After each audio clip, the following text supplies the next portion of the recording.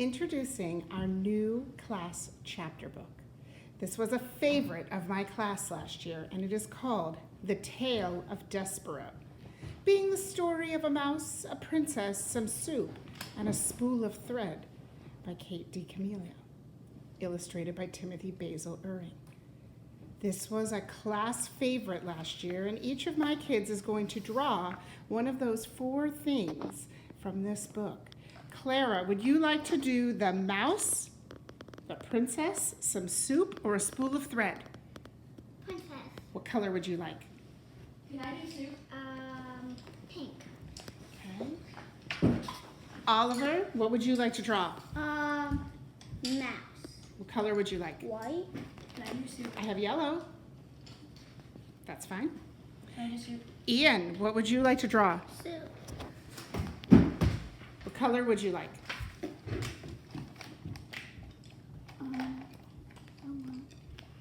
color. Okay. We'll come back together to see their illustration. Ian, tell us what you've drawn. The bowl of soup. Oliver, Mouse. A named spool of thread. Despereaux, and Clara. Princess.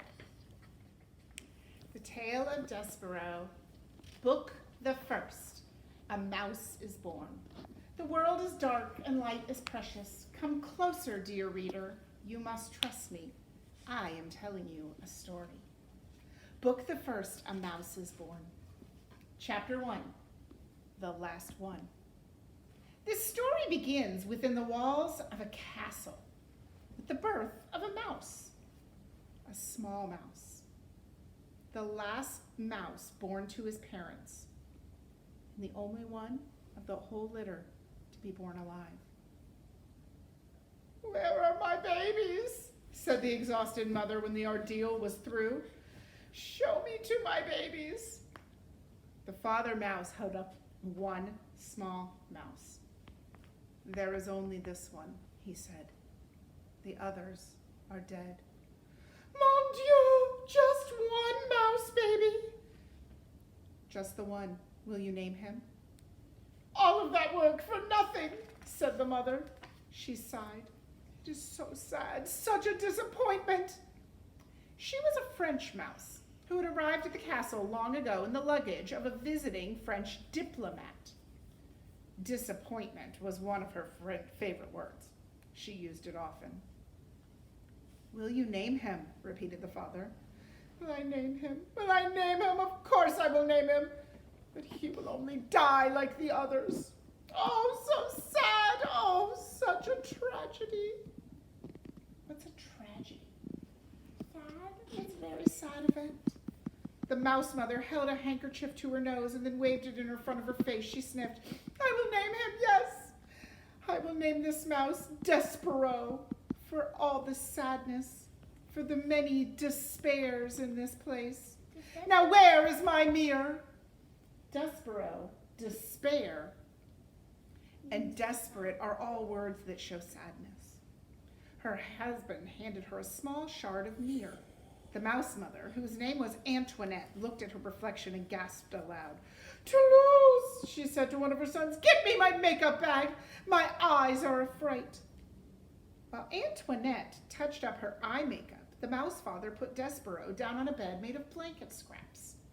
The April sun, hey, it's April right now, weak but determined, shone through a castle window, and from there squeezed itself through the small hole in the wall and placed one golden finger on the little mouse.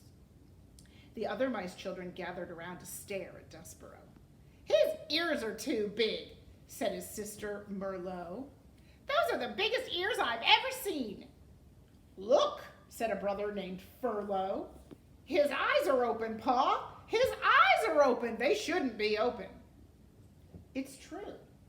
Despereaux's eyes should not have been open, but they were. He was staring at the sun. It was reflecting off his mother's mirror. The light was shining onto the ceiling in an oval of brilliance, and he was smiling up at the sight. "There's something wrong with him," said the father. "Leave him alone." Despereaux's brothers and sisters stepped back away from the new mouse. "This is the last proclaimed Antoinette from her bed. I will have no more mice babies. They are such a disappointment. They are hard on my beauty. They ruin for me my looks. This is the last one. No more. The last one, said the father, and he'll be dead soon. He can't live. Not with his eyes open like that. But reader, he did live. This is his story. Despereaux's eyes should not